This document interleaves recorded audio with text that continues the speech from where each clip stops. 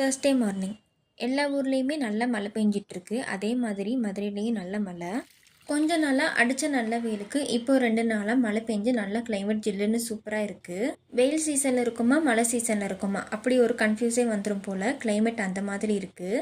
இன்றைக்கி மார்னிங் பிரேக்ஃபாஸ்ட்டுக்கு நேற்று நைட்டே பச்சை பயிறு ஊற வச்சுருந்தேன். இன்றைக்கி காலையில் தோசை ரெடி பண்ணிக்கலான்ட்டு காலையில் எந்திரிச்சதுமே மிக்சியில் போட்டு அரைச்சி தோசைக்கான மாவு ரெடி பண்ணி எடுத்து வச்சுட்டேன். கூடவே நார்மல் தோசைக்கான மாவு வாங்கிட்டு வந்திருந்தாங்க, அதையும் எடுத்து வச்சுருக்கேன். வேணுன்றவங்களுக்கு ரெடி பண்ணி கொடுத்துக்கலான்ட்டு.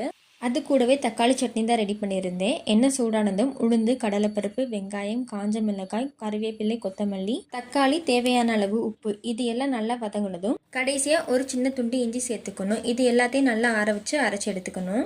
அவ்வளோதான், ஈஸியான தக்காளி சட்னி ரெடி. சட்னி ரெடி ஆனதும் நார்மல் தோசை, பச்சை பயிர் தோசைலாம் ரெடி பண்ணி சட்னி கூட வச்சு சாப்பிட்டாச்சு. இதுக்கிடையில் எனக்கு ஒரு ஏபிசி ஜூஸ் ரெடி பண்ணி எடுத்து வச்சுட்டேன், ஒரு 11 மணி போல் குடிக்கிறதுக்காக.